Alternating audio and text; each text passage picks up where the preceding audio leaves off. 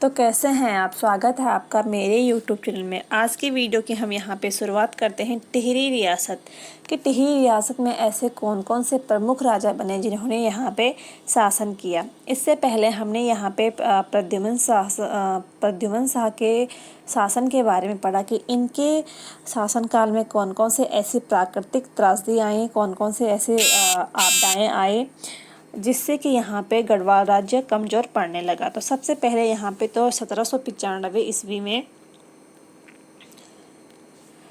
भयंकर यहाँ पे एक अकाल पड़ा था। उसके बाद यहाँ पे 1803 ईस्वी में यहाँ पे विनाशकारी भूकंप आता है और उसके बाद यहाँ पे 1804 ईस्वी में गोरखाओं का आक्रमण होता है। तो इसी कारण से यहाँ पे जो टिहरी राज्य होता है वो धीरे धीरे यहाँ पे कमज़ोर पड़ने लगता है। और 1804 के जो यहाँ पे गोरखाओं का युद्ध होता है, इस युद्ध में यहाँ पे प्रद्युम्न शाह की राजधानी श्रीनगर रहती है और यहाँ पे प्रद्युम्न शाह की मृत्यु हो जाती है। और ये युद्ध होता है यहाँ पे 14 मई 1804 को खुड़वा नामक मैदान देहरादून में। उसके बाद यहाँ पे 1804 से 1815 ईस्वी तक यहाँ पे गोरखाओं का शासन शुरू हो जाता है। तो 1804 से और 1815 ईस्वी तक हम गोरखा शासन आगे पढ़ेंगे। इससे पहले हम यहाँ पे जो पंवार वंश का क्रम चल रहा है उसी को हम यहाँ पे पूरा करेंगे।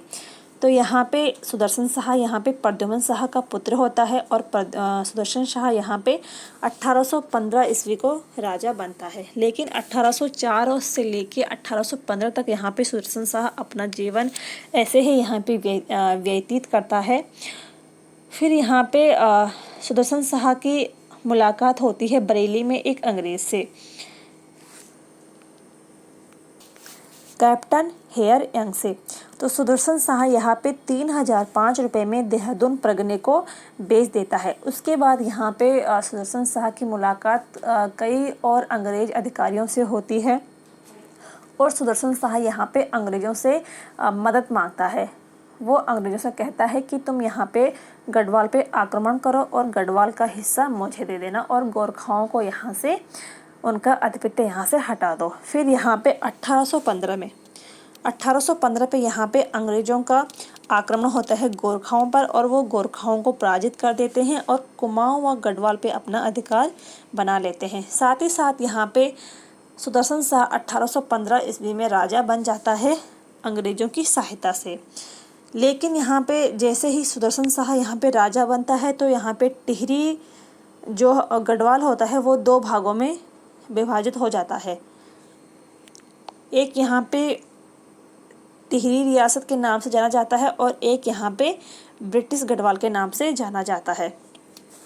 तो यहाँ पे गढ़वाल का विभाजन इसलिए होता है क्योंकि यहाँ पे सुदर्शन शाह जब यहाँ पे अंग्रेज़ों से कहता है कि तुम यहाँ पे आक्रमण करो, आक्रमण करने के बाद यहाँ पे जो गढ़वाल का क्षेत्र होता है वो सुदर्शन शाह चाहता है कि ये क्षेत्र मुझे मिले। लेकिन यहाँ पे अंग्रेज सुदर्शन शाह से कहते हैं कि इस युद्ध में हमारी जितनी भी क्षति हुई है उसके सुदर्शन शाह को पैसे देने पड़ेंगे और वो यहाँ पे 5 लाख के आसपास मांग करते हैं। लेकिन सुदर्शन शाह के पास इतना पैसा नहीं होता है, इसीलिए यहाँ पे जो ब्रिटिश होते हैं वो गढ़वाल को 2 भागों में विभाजित कर देते हैं।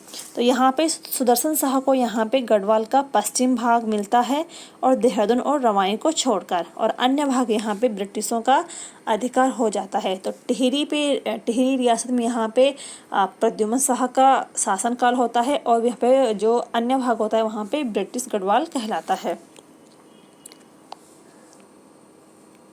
अब यहाँ पे जो ये रवाई है, रवाई को वो इसलिए यहाँ पे इसको छोड़ देते हैं क्योंकि रवाई प्रगना जो होता है यहाँ पे जब अंग्रेज युद्ध करते हैं तो इस प्रगने के अधिकारी होते हैं वो यहाँ पे अंग्रेज़ों की सहायता करते हैं। इसी कारण यहाँ पे अंग्रेज रवाई प्रगने को जो यहाँ के अधिकारी होते हैं उन्हीं को सौंप देते हैं कि आप यहाँ पे शासन करिए। और वर्तमान में ये रवाई क्षेत्र जो है ये उत्तरकाशी में है और यहाँ पे एक रवाई कांड भी होता है, वो हम आगे पढ़ेंगे। इसके बाद यहाँ पे राजधानी स्थापित होती है। टिहरी राजधानी की स्थापना 30 दिसंबर 1815 ईस्वी में होती है। और जहाँ पे यहाँ पे प्रद्युम्न शाह यहाँ पे अपनी राजधानी परिवर्तन करता है। यहाँ पे दो नदियों का संगम होता है, भिलंगना और भागीरथी। यहाँ पे इसके मिलन स्थान जो होता है वो गणेश प्रयाग कहलाता है। और यहाँ पे जो श्रीनगर, यहाँ पे पंवार वंश की जो पुरानी राजधानी होती है, वहाँ पे जो ब्रिटिश होते हैं वो अपना वहाँ पे मुख्यालय बना देते हैं।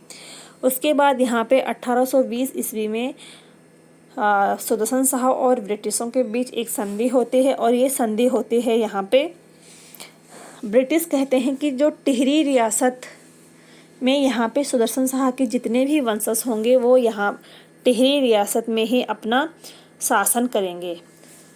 इसके अलावा यहाँ पे कोई और शासन नहीं करेगा।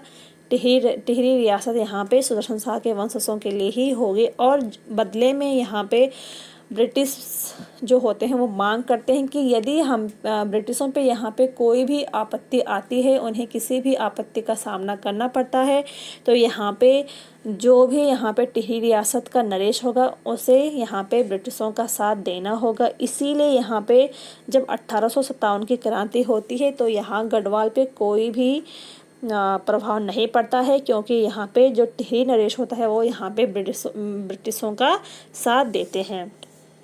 उसके बाद यहाँ पे 1824 ईस्वी में रवाएं को भी टिहरी में शामिल किया जाता है। सुदर्शन शाह ने यहाँ पे त्रिखंडीय भवन या पुराना दरबार का निर्माण भी शुरू करवाया था। और 1857 की स्वतंत्रता संग्राम में यहाँ पे ब्रिटिशों का साथ भी दिया था। इसके बाद यहाँ पे जो सुदर्शन शाह थे वो एक कवि भी थे। उन्होंने यहाँ पे सभासार ग्रंथ की रचना की थी। और सभासार ग्रंथ जो है, सभासार ग्रंथ के यहाँ पे 7 खंड है यहाँ पे सभासार के।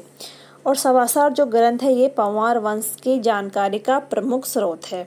सुदर्शन शाह का एक राजकवि भी था, हरिदत्त शर्मा, और कुमचानंद को सुदर्शन शाह का आश्रय प्राप्त था। 1823 ईस्वी में टिहरी रियासत का प्रथम भू बंदोबस्त हुआ था यहाँ पे सुदर्शन शाह के शासनकाल में।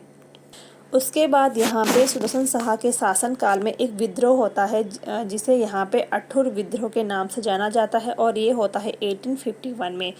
अठुर विद्रोह जो होता है ये तिहाड़ कर के विरोध में होता है। और तिहाड़ कर जो होता है वो कृषि उपज का तीसरा भाग कर के रूप में देना होता है, इसीलिए इसे अठुर विद्रोह कहते हैं। और यहाँ पे उसके बाद 6 जून 1859 में यहाँ पे सुदर्शन शाह की मृत्यु हो जाती है। और अगला जो शासक होता है वो होता है यहाँ पे भवानी शाह। और भवानी शाह का जो शासन काल होता है वो होता है 1859 से 1871 तक।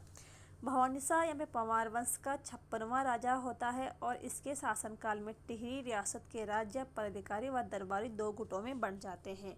तो ये यहाँ पे 2 गुटों में क्यों बढ़ते हैं, क्योंकि यहाँ पे भवानी शाह को तो सुदर्शन शाह पहले ही यहाँ पे राजा घोषित कर देते हैं। लेकिन यहाँ पे सुदर्शन शाह की 2 पत्नी थी। जो उनकी छोटी पत्नी होती है रानी खनीटी देवी, उनका एक पुत्र होता है शेर शाह। तो शेर शाह यहाँ पे विद्रोह कर देता है। और शेर शाह सुदर्शन शाह की मृत्यु से पहले ही यहाँ पे खुद को राजा घोषित कर देता है। और जो भवानी शाह होता है इनको इनके पद से हटा देता है। लेकिन तभी यहाँ पे तत्कालीन कुमाऊं कमिश्नर हेनरी रेमजे आते हैं। और वो 24 अक्टूबर 1859 ईस्वी को यहाँ पे भवानी शाह का राज्याभिषेक करते हैं। और शेर शाह को यहाँ पे देहरादून में नज़रबंद कर देते हैं, ताकि यहाँ पे शेर शाह कोई दोबारा यहाँ पे विद्रोह ना करे। उसके बाद यहाँ पे भवानी शाह की शासन व्यवस्था, जौनपुर परगना विद्रोह। भवानी शाह के शासनकाल में पहला विद्रोह जौनपुर परगना में शुरू होता है। और अठुर विद्रोह भी यहाँ पे धीरे धीरे पनपने लगता है। उसके बाद यहाँ पे अगला शासक होता है प्रताप शाह। प्रताप शाह का जो शासनकाल होता है वो होता है 1871 से लेके 1886 तक। प्रताप शाह पंवार वंश का 57वां राजा होता है। और प्रताप शाह ने 1873 ईस्वी में भू व्यवस्था भी करवाई थी। अब यहाँ पे प्रताप शाह के कुछ महत्वपूर्ण कार्य हैं जो यहाँ पे प्रताप शाह ने किए हैं। 1877 ईस्वी में प्रताप शाह ने प्रताप नगर बसाया था अपने नाम पे, और जो ये प्रताप नगर है इसका जो पुराना नाम था वो था ढांगदार। 1883 में प्रताप शाह ने अंग्रेजी स्कूल की स्थापना की, और जो ये अंग्रेजी स्कूल था ये था 8th क्लास तक। उसके बाद यहाँ पे प्रताप शाह ने यहाँ पे टिहरी में प्रथम अस्पताल की स्थापना भी की थी, और प्रताप शाह ने टिहरी में एक न्यायालय का निर्माण भी करवाया था जिसे चीफ कोर्ट कहा जाता है। और साथ ही साथ यहाँ पे प्रताप शाह प्रथम राजा थे जिन्होंने टिहरी में प्रिंटिंग प्रेस की स्थापना की, तथा इन्होंने इस प्रिंटिंग प्रेस का नाम रखा था प्रताप प्रिंटिंग प्रेस। उसके बाद यहाँ पे इनके शासनकाल में 3 कुप्रथाओं का अंत भी हुआ था। इन्होंने इन कुप्रथाओं को समाप्त भी किया था। पहली जो थी वो पाला थी। पाला इस प्रथा में होता था कि दरबार में घी दूध पहुंचाना होता था। दूसरी थी जो वो थी खण। खण यहाँ पे होता था कि बेगार देना। और जो तीसरी है विशा, यहाँ पे विशा होती थी अन्य रूप में कर पहुँचा, यानी कि जो भी कर हो ये दरबार तक राजा के लिए पहुँचाना ही था। तो इन कुप्रथाओं का यहाँ पे अंत होता है प्रताप शाह के शासनकाल में।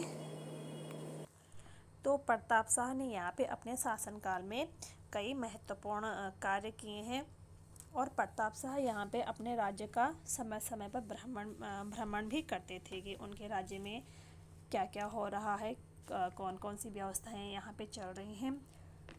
इसके बाद अगला जो शासक होता है वो होता है कीर्ति शाह। तो इसके बारे में हम नेक्स्ट वीडियो में पढ़ेंगे। आज की वीडियो में इतना ही। अगर आपको वीडियो पसंद आई हो तो वीडियो को लाइक करें, शेयर करें और चैनल को सब्सक्राइब करें। मिलते हैं अगली वीडियो में, तब तक के लिए थैंक यू।